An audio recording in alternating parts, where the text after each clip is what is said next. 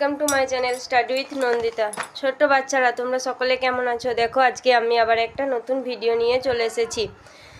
আজকে আমি ক্লাস 3-র অঙ্ক বইয়ে দেখো অঙ্কগুলো আলোচনা করব। দেখো চলো বাজারে যাই, সাইকেলে চড়ে বাজারে চলি, হিসাব করে খরচ করি, ফাঁকা ঘরে লিখি। দেখো কি বলেছে, নীলু সাইকেলে চেপে বাজারে যাচ্ছে। পথে দেখলো রমজান আর মিতাও সাইকেলে চেপে বাজারে যাচ্ছে। প্রতি সাইকেলে কটি চাকা থাকে? আমরা সবাই জানি প্রতি সাইকেলে 2টি চাকা থাকে। তিনজনের সাইকেলে তাহলে কটা চাকা থাকবে? 3 দুগুণে কত হয়? 6 হয়। তাই এখানে কি লিখব? 6টি চাকা থাকে। বাজারে তারা তরমুজের দোকানের পাশ দিয়ে গেল। দোকানে 4টে ঝুড়ি দেখলো, প্রত্যেক ঝুড়িতে 6টি করে তরমুজ আছে। তাহলে 4টে ঝুড়িতে যদি 6টা করে তরমুজ থাকে তাহলে কটা থাকবে মোট?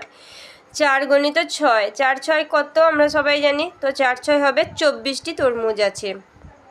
এবার তারা ফোন বুথে গেল। মিতা 2টি ফোন করলো, নীলু একটা ও রমজান একটা ফোন করলো। তাহলে কি হয়েছে? মিতা 2টো ফোন করেছে, নীলু একটা, রমজান একটা। 2 আর 1 3, 3 আর 1 মোট কটা ফোন হবে? 4টে।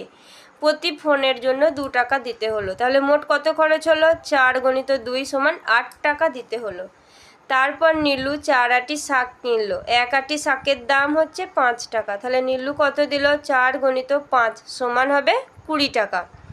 রমজান এবার 2টো গন্ধরাজ লেবু আর একটা বেল কিনলো। একটা লেবুর দাম 4 টাকা। তাহলে 2টো লেবুর দাম কত হবে? 4 × 2 = হবে 8 টাকা। আবার একটা বেলের দাম 7 টাকা। তাহলে রমজান মোট কত টাকা দিল? 8 টাকা আর 7 টাকা। তাহলে 8 + 7, 8-এর সাথে কত হবে? 15 টাকা। মিতা 2টি লাউ আর একটা এঁচড় কিনলো। লাউ 9 টাকা করে। তাহলে 2টো লাউয়ের দাম কত? 9 × 2, 9 দুগুণে 18 টাকা।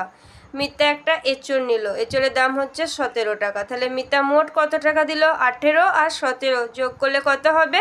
35 টাকা। তাদের মোট খরচ হয়েছে 70 টাকা।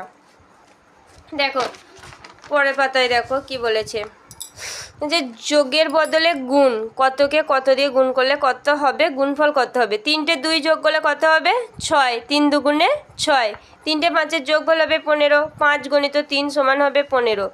4টে 7-এর যোগফল কত হবে? 28। কী করে বুঝবো? 7 × 4 = হবে 28। 1 2 3 4, 4টে 8-এর যোগফল কত হবে? 32। তাহলে 8 4-এ কত হবে? 32। 5টা 6-এর যোগফল কত হবে? 30। 5টা 9-এর যোগফল কত হবে? 45। 5 9 কত? 45। পরের পাতায় দেখো, সমান ভাগে ভাগ করি। 3 থেকে শুরু করে 2 ঘর ছেড়ে রং দিতে বলেছে। এখানে রং দিতে হবে 3, তারপরে 2টো ঘর ছেড়ে 3, 6 আর 9 রং দিতে হবে। আমি এখানে রংটা দিইনি, তোমরা দিয়ে নেবে। তারপরে দেখো, রান্নার বাড়িতে 3 বন্ধু বেড়াতে এসেছে। রান্নার দাদু 9টা সন্দেশ এনে দিল। রান্নার সন্দেশগুলোকে 3 বন্ধুর মধ্যে সমান ভাগে ভাগ করে দিল। তাহলে প্রত্যেকে কটা করে সন্দেশ পাবে? 3টে করে। কি করে পাবো? 9 ভাজিত 3, 9কে 3 দিয়ে ভাগ করলে কত হবে? 3 হবে। আশার দাদা হনুমানকে কলা খাওয়ান। 4টে হনুমানকে 16টা কলা সমান ভাগে ভাগ করে দিলেন। তাহলে প্রত্যেক হনুমান কটি করে কলা পেল? 4টে। 16 ভাজিত 4 = হবে 4।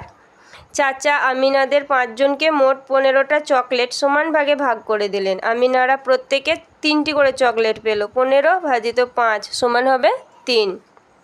রিমলি বইয়ের তাকে 21টি বই রাখবে। 3টি খোপ, প্রতি খোপে সমান বই রাখতে হবে। তাহলে 21 ভাজিত 3 = হবে 7। সবুজরা 4 বন্ধু জল ছেঁচে 24টা মাছ ধরলো। সমান ভাগে ভাগ করে প্রত্যেকে 6টা করে মাছ নিল। তাহলে 24 ভাজিত 4 = হবে 6। পরের পাতায় দেখো কি বলেছে, ফাঁকা ঘরে ঠিকমতো সংখ্যা লিখি। দেখো এখানে 12 ভাজিত 2 = কত হবে? 6। 5 + 1 = 6। আবার কি বার করতে হবে? আমাদের এখানে 8 বার করতে হবে। তাহলে যোগ করে আর গুণ করে। তাহলে 5-এর সাথে 3 যোগ করলে 8 হবে, 4-এর সাথে 2 গুণ করলে 8 হবে। আবার এখানে 10 বের করতে হবে। 10-এর সাথে কত সঙ্গে কত বিয়োগ করলে হবে? এটা 13 বিযুক্ত 3 = হবে 10, আর 4 যুক্ত 6 = হবে 10। এটা কি বলেছে? রেলগাড়ির বগিগুলোর গায়ে বিশেষ বিন্যাসে নম্বর দেওয়া আছে, যেখানে নেই সেখানে লিখতে বলেছে। এটা 2 ঘর গ্যাপ করে দিয়েছে। 2 4 6 8 10 12 14 16 18 20 22 হবে।